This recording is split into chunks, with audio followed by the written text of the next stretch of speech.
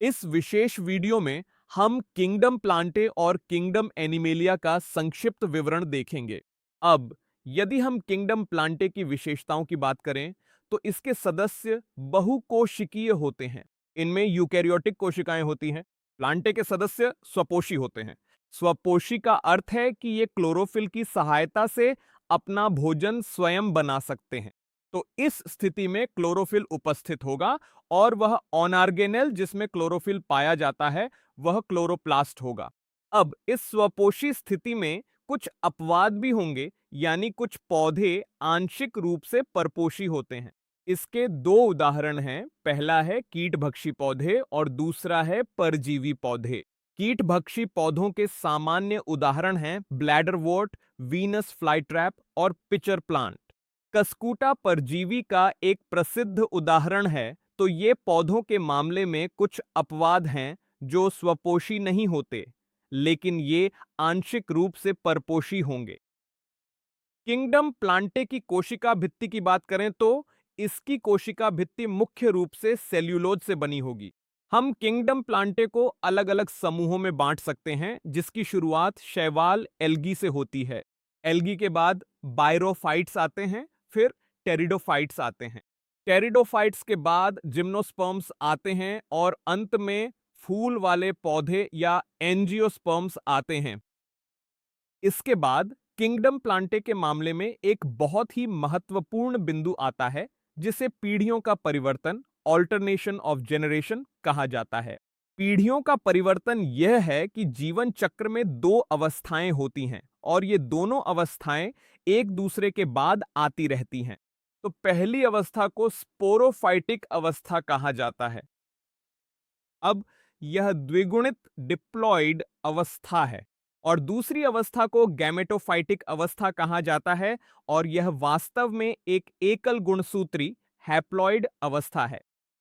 अब पौधों के जीवन चक्र के मामले में यह स्पोरोफाइटिक अवस्था गैमेटोफाइटिक अवस्था में बदल जाती है और यह गैमेटोफाइटिक अवस्था फिर से स्पोरोफाइटिक अवस्था में बदल जाती है और यह परिवर्तन लगातार चलता रहता है। और इसी कारण हम कहते हैं कि किंगडम प्लांटे के मामले में पीढ़ियों का परिवर्तन, ऑल्टरनेशन ऑफ जनरेशन, मौजूद होता है।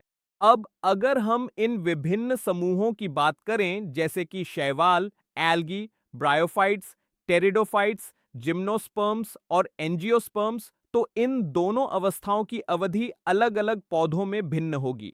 साथ ही ये अवस्थाएं स्वतंत्र रूप से रह सकती हैं या एक दूसरे पर निर्भर भी हो सकती हैं।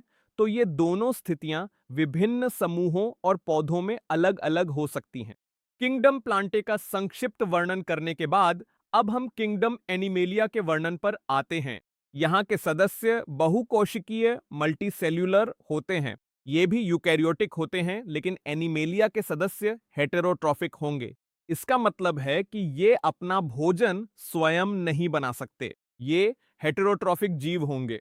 अब किंगडम एनिमेलिया के सदस्यों में कोशिका भित्ति, सेल वॉल उपस्थित नहीं होती है। ये हेटेरोट्रॉफिक होते हैं और ये भोजन होलोजोइक अवस्था, होलोजोइक कंडीशन द्वारा ग्रहण करते हैं।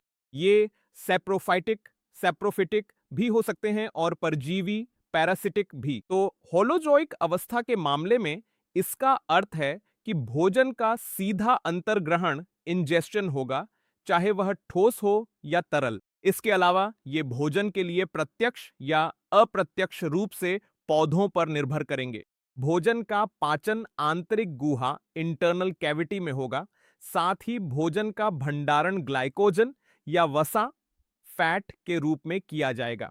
अब जानवरों के मामले में एक निश्चित वृद्धि पैटर्न होगा और वयस्कों का एक निश्चित आकार और रूप होगा। अगर हम संवेदी, सेंसरी और न्यूरोमोटर तंत्र की बात करें तो किंगडम एनिमेलिया के उच्चतर रूपों में ये तंत्र काफी विकसित होते हैं।